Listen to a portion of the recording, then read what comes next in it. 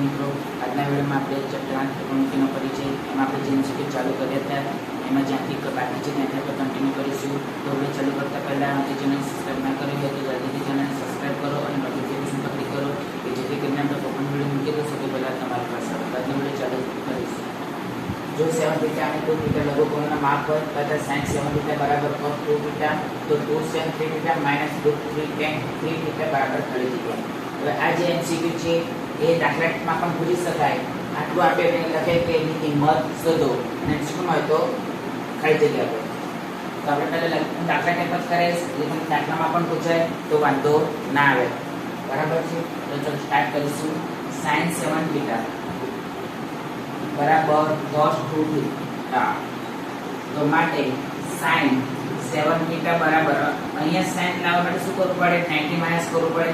એટલે sin 90 minus 2 θ બંને બાજુ sin કટ થઈ જાય એટલે 60 θ બરાબર 90 minus 2 θ. હવે 2 θ માઈનસ માં છે તો કઈ જશે પ્લસ માં. તો 7 θ plus 2 θ બરાબર 90. તો માટે 7 વત્તા 2 એટલે 9 θ બરાબર 90. હવે સૂત્ર શું છે?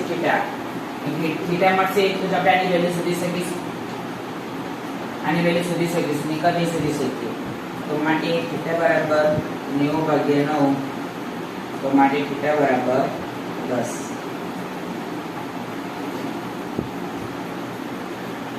હવે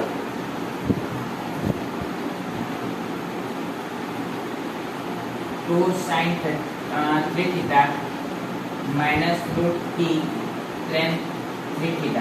તો બરાબર 2 sin θ કેટલા છે? 10 minus √3 tan 3 θ કેટલા છે? 10. તો બરાબર 2 sin 30 minus √3 tan 30. તો બરાબર 2. તો sin 30 ની વેલ્યુ શું છે? 1/2 minus √3 tan 30 ની વેલ્યુ શું છે? 1/3. 2 ઉડી ગયા, √3 કટ થઈ ગયા. 1 minus 1 is equal to 0. Answer શું આવે? 0.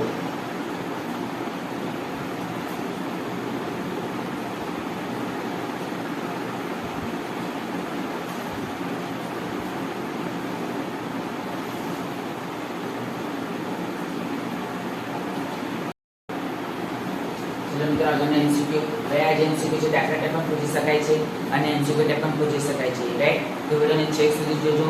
જો વચ્ચે સ્કીપ કરશો તો તમને સચ પણ ખબર પડે નહીં કે આમાં શું થઈ ગયું એવું થશે. રાઈટ? તો વિડિયોને છેક સુધી જોજો. એટલે આપણું દાખલા ટાઈપ જ ગણેશ તમને કે જેથી કરીને સેક્શન B C D માં પૂછાય તો તમને વાંધો ના આવે, તમને આવડી જ જાય. તો ચલો જો લઘુકોણના માપ A અને B માટે તેને બરાબર 1/√3 અને sin b બરાબર 1/2 તો cos a plus b બરાબર થઈ જગ્યા. અને જગ્યા શું લખે કે cos a plus b ની કિંમત શોધો. પણ આપણી પાસે a ની b ની વેલ્યુ જ નથી એટલે આપણે શોધી જ નહીં શકતા. તો ચલો એટલે આપણે a ની b ની વેલ્યુ ફાઇન્ડ કરવી પડે, a ની શોધવી પડે. તો tan a બરાબર શું આવે? 1/√3. પરંતુ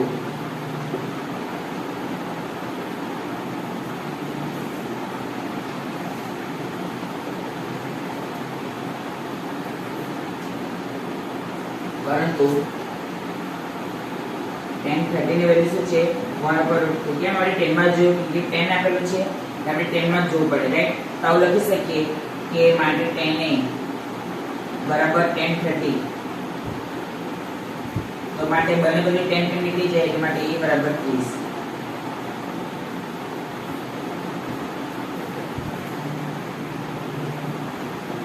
જો તમારે આવું ના લખવું હોય તો તમારે સીધું શું લખવાનું? જો તમારે આવું ના કરવું હોય તો શું કરવાનું? સીધું લખવાનું કે માટે tan a બરાબર tan 30. હવે બંને બાજુ tan નીકળી ગયા તો માટે a બરાબર 30. આ જ કરજો, આ તમને ઈઝી પડશે. અને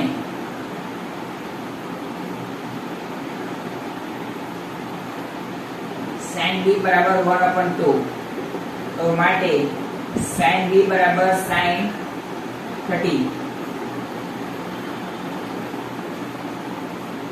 કેમ કે sin છે તમે sin નો જો પડે, રાઈટ?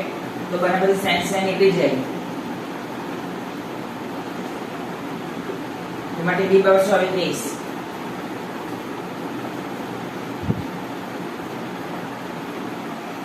હવે આપણે પાસે ની b ની વેલ્યુ છે તો આપણે સીધું લખીશું cos a plus b બરાબર cos 30 વત્તા 30, તો માટે સોરી તો બરાબર cos 60, તો cos 60 ની વેલ્યુ શું છે 1/2. એટલે આપણે જે ત્રિકોણમિતિક ટેબલ બનાવ્યું હોય એમાં આપણે જોઈ લેવાનું કે cos 60 ની વેલ્યુ કેટલી છે, તો 1/2 આવે. આપણો આન્સર શું આવે 1/2.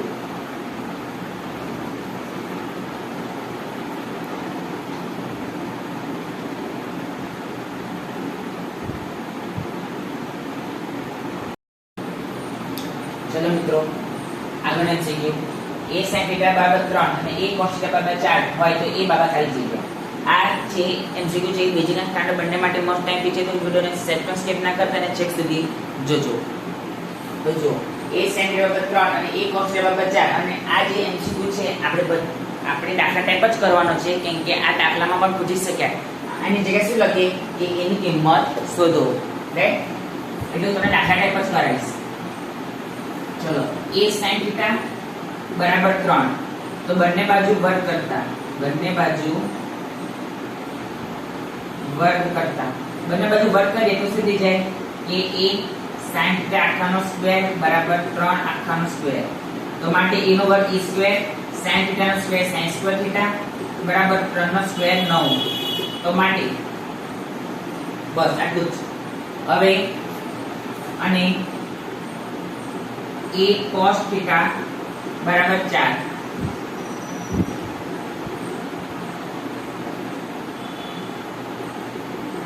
બંને બાજુ વર્ગ કરતા એટલે a cos θ આખાનો સ્ક્વેર બરાબર 4 આખાનો સ્ક્વેર, તો માટે e સ્ક્વેર એનો વર્ગ e સ્ક્વેર થાય, cos θ નો વર્ગ શું થાય cos સ્ક્વેર θ બરાબર 4 નો વર્ગ 16.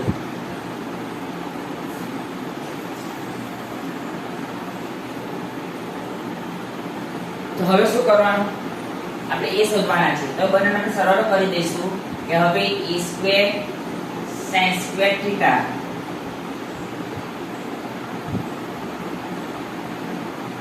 Plus e square cos square θ બરાબર 9 + 16, તો માટે આમાંથી કોમન શું નીકળે e સ્ક્વેર, એટલે કૌંસમાં બાકી શું રહે sin square θ plus cos square θ બરાબર 9 + 16 25, તો માટે e સ્ક્વેર તમને ફોર્મ્યુલા આવડતી હોવી જોઈએ કે sin square θ plus cos square θ શું થાય 1, એટલે e સ્ક્વેર * 1 બરાબર 25, તો માટે e સ્ક્વેર * 1 તો e સ્ક્વેર = 25.